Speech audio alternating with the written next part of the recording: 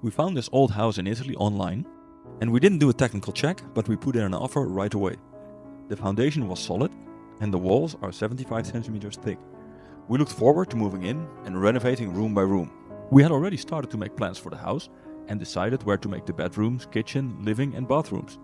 According to the regulations, we had to hire an engineer.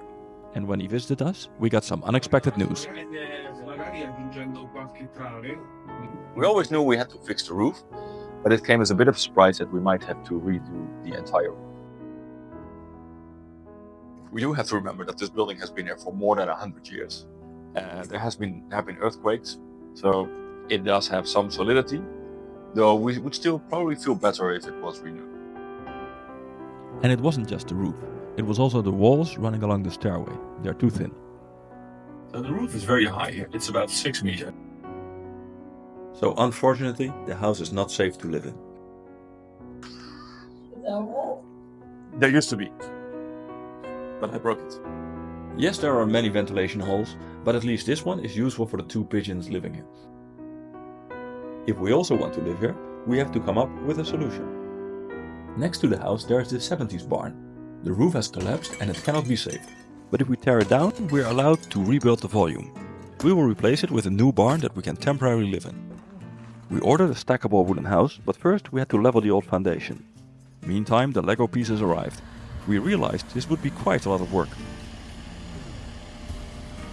We wanted to use the old foundation, but unfortunately that wasn't level, and to level it we needed to raise it as well. This set us back 5,000 euros.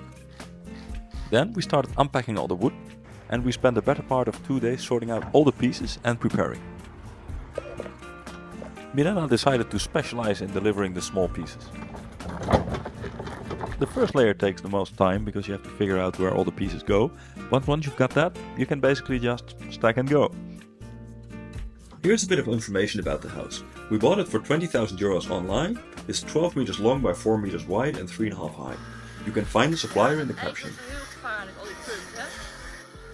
Safety was Mirella's second specialization, and she made us remove those pointy irons. Other than that, it was mainly stacking. Out of the box, the house has 2 bedrooms, a bathroom and a joint kitchen-living room. Dit komt toch niet goed uit. Mirella prepared a plan for the electricity and the plumbing, but as we changed the layout of the bathroom and the kitchen, we had to make some changes to that. And we got some extra help for the day to speed things up.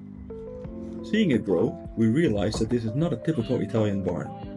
If you have any ideas for blending it in with the old house, let us know in the comments. With the roof also taking shape, we had the first visit from our direttore di lavori, our project manager.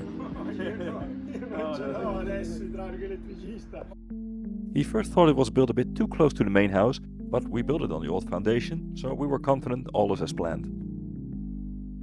It wasn't that difficult, and with the frame of the house standing, we were confident that we would be ready in time for sleeping there next week. But then we found out that we were not even halfway. Roof covering, insulation, floors, doors, window, plumbing, electricity. We had everything done as fast as possible, and Mirella made a very detailed planning, helping us to get the work done in the best possible order. Meanwhile, I was fixing 600 iron support angles. Ja, het ziet er nog zo leeg uit. Our son Max noticed that the house was still pretty empty, and he needed some imagination to figure out what his room would look like in the future.